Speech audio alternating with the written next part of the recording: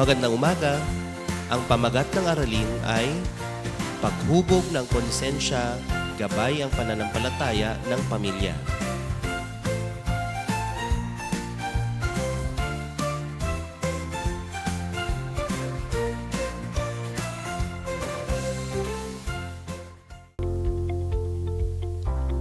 Tama o mali? Paano pipili?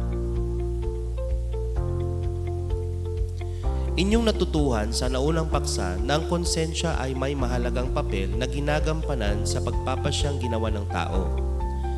Napag-alaman nyo rin na ang tao ay maaaring magkaroon ng tama o maling konsensya. Kaya ang isang malaking hamon sa inyo ay hindi lamang sundin ang inyong konsensya, kundi ang hubugin ito.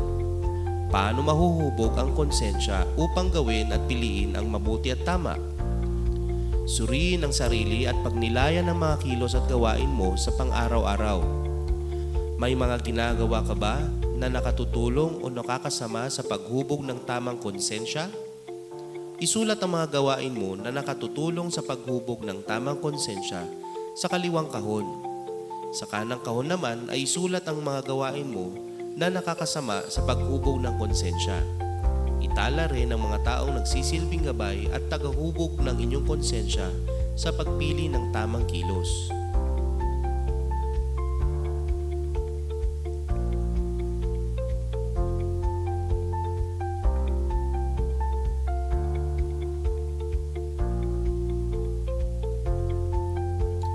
Naging mahirap ba o madali para sa iyo ang pagsusuring ginawa?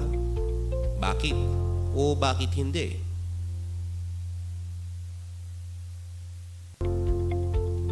Ano ang mga salik na nagbigay daan upang maisagawa mo ang tamang pagpapasya at pagkilos? Ipaliwanag ang sagot.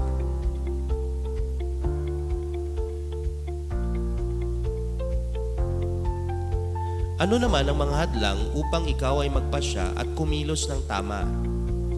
Ipaliwanag ang sagot.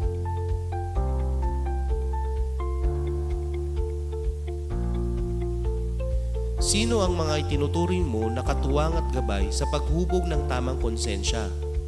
Ibahagi kung paano sila nakatulong sa iyo.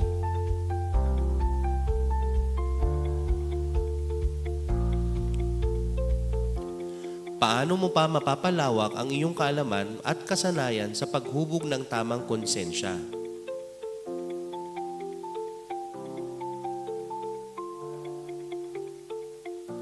Mga paraan sa paghubog ng tamang konsensya. Edukasyon at moral na pormasyon. Ang isang makabuluhang edukasyon na may kasamang mga aral sa etika ay makatutulong sa pormasyon ng mabuting konsensya.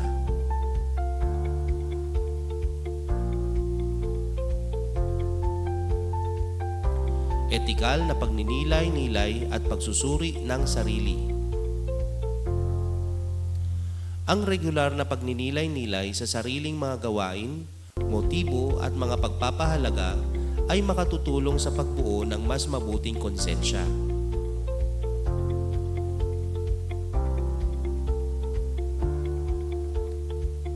Pagsasanay ng mga birtud. Ang pagtuon sa pagsasanay ng mga birtud tulad ng katapatan, integridad, tapang at pagpapakumbaba ay maaaring makatulong sa pormasyon ng mabuting konsensya. Ang birtud, etika, ay nagbibigay diin sa kahalagahan ng pagbuo ng karakter.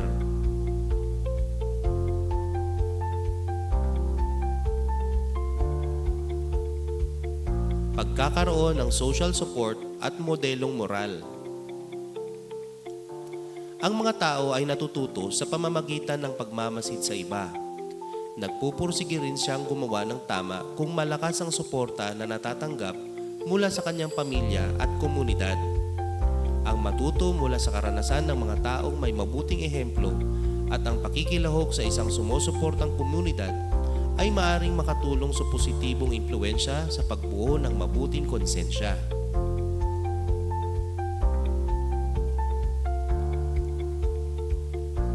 Regular na panalangin kasama ang pamilya. Ang pakikipag-ugnayan sa Diyos ay nakakatulong sa pagpapanatag ng kalooban, paglinaw ng pag-iisip, at kapayapaan ng puso.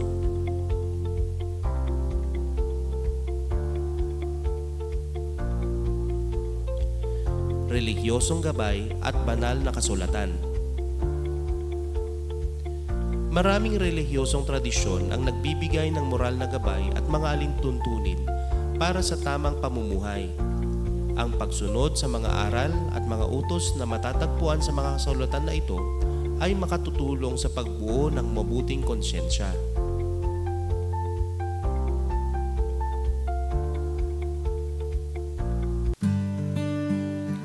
Mga katuroang panrelihiyon at impluensya nito sa paghubog ng konsensya.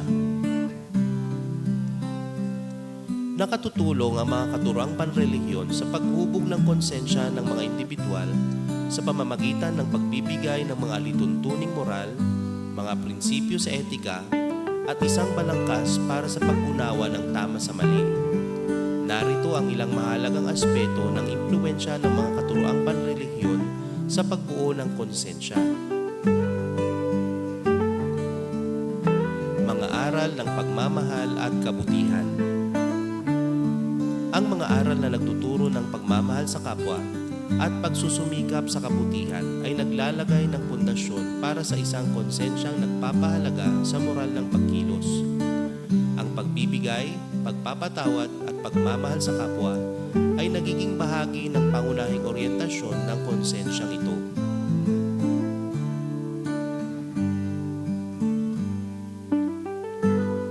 Katarungan at paggalang sa buhay. Ang mga aral na naglalaman ng katarungan at pagpapahalaga sa buhay ay nagbibigay inspirasyon para sa isang konsensyang tapat at makatarungan.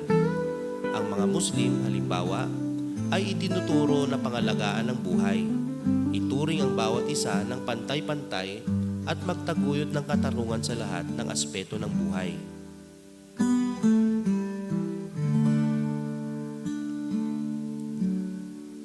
Pagpapahalaga sa pagsusumikap at integridad. Ang mga katuruan sa pagsisikap, tamang pamumuhay, at integridad ay nagiging pundasyon ng konsensyang naglalaman ng pagtataguyod sa tamang pamumuhay at pagkiling sa kabutihan.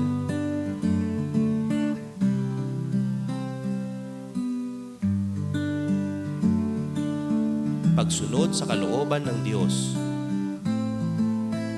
Ang pagtuturo ng pagsunod sa kalooban ng Diyos ay nagbibigay ng oryentasyon sa pagbuo ng konsensyang itinuturing ang Diyos bilang batayan ng moral na pamumuhay.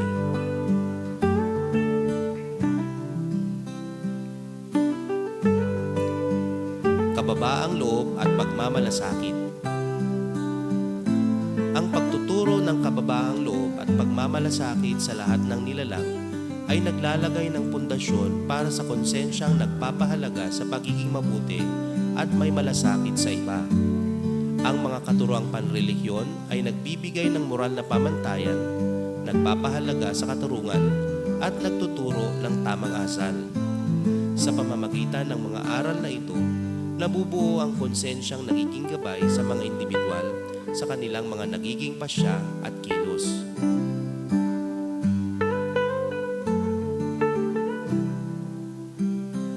Kontrata ng mga pasya at kilos na paunlarin ko.